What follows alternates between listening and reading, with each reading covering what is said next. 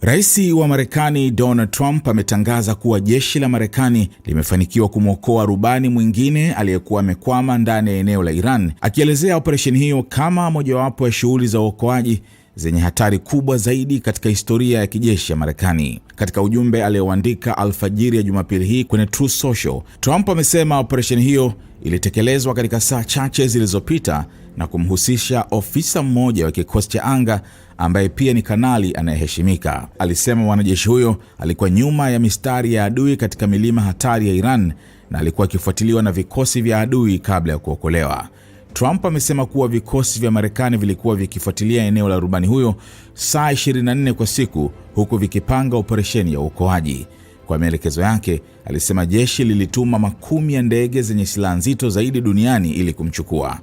Aliongeza kuwa rubani huyo alipata majeraha lakini hali yake ni nzuri. Rais huyo pia alibainisha kuwa operesheni hiyo inakuja baada ya uokoaji mwingine wa rubani wa Marekani uliofanyika siku iliyotangulia ambao haukutangazwa ili kuepuka kuhatarisha operesheni ya pili.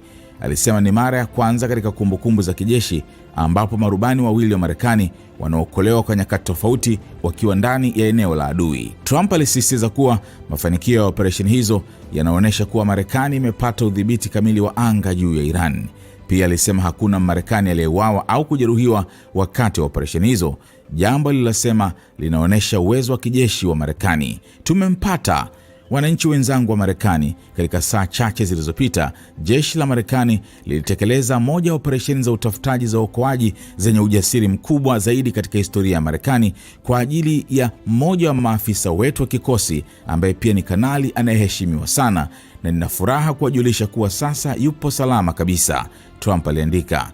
Shujaa huyu alikuwa nyuma ya mistari ya adui katika milima hatari ya Iran akiwindwa na maadui wetu, lakini hakuwa peke yake kwa sababu amiri jeshi mkuu wake, waziri wa vita, mwenyekiti wa wakuu wa majeshi na wapiganaji wenzake walikuwa wakifuatilia eneo lake saa 24 kwa siku na kupanga kwa makini uokoaji wake. Aliongeza, kwa maelekezo yangu, jeshi la Marekani lilituma makumi ya ndege zenye silaha hatari zaidi duniani ili kumchukua. Alipata majeraha lakini atakuwa sawa kabisa.